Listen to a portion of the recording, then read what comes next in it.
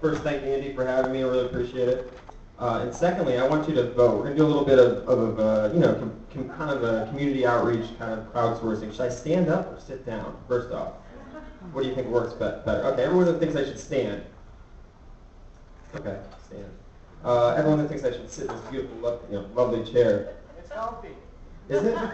Okay, so one more time. Everyone stand. Okay. Everyone that thinks I should sit. Looks like Stan wins. Ah. I guess I have to stand. So, yeah, maybe I'll do half now. Okay, so first off, I wanted to talk about, kind of give you a little background on what I'm all about. I'm all about startups. I'm all about helping community. I'm an entrepreneur myself. I've worked with a number of bigger companies for a long time. In Chicago, I used to basically live in Chicago and work for the Tribune Company.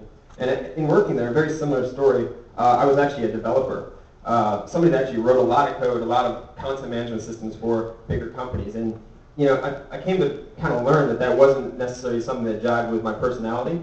Pounding out code every day and not really talking to people, just not my cup of tea. Mm-hmm. So I kind of made a transition. I moved into more of a product management kind of role. And as I did that, I started to realize, this thing, blogging, kind of started to come up. I don't know if you heard of it, but it came up, and I decided to kind of jump into a session at a conference once and learn a little bit more about it, even though I was like, that's the geekiest thing. I will never do that. That's so geeky. I will not do that. That's ridiculous. So I get into this session more just to learn about the background technology behind it, and I ended up starting a blog, which ended up, turning into Somewhat Frank, which ended up turning into Tech Cocktail, an actual site where we talked about local technology. And it really spawned from the fact that I was in Chicago at the time, 2006. There was nothing really driving people together, bringing people together. I had been to Silicon Valley quite a bit, lots of stuff going on, always a lot of events, a lot of community. And in the Chicagoland area, there was a lot of startups, but not a lot of things bringing it together. So we started with a very simple concept, let's meet up, and it turned into a situation where we thought maybe 50 people will show up. We had no budget. We had a venue that was donated. We had wine that was donated from Stormhook, which is HumaCloud. He's part of the owner of it.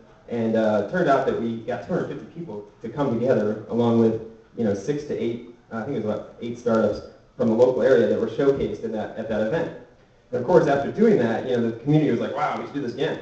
That was fun. So we ended up doing a lot more in Chicago, and I ended up moving here in 2006 and saw a similar community here where there's a lot of bigger companies that have been here for a while that kind of been shedding employees and just knowledge and just really smart people along with the government too. And just there were a lot of companies but nothing bringing them together. So a friend of mine reached out. Actually, I just met him through the web, which is kind of crazy even in 2006.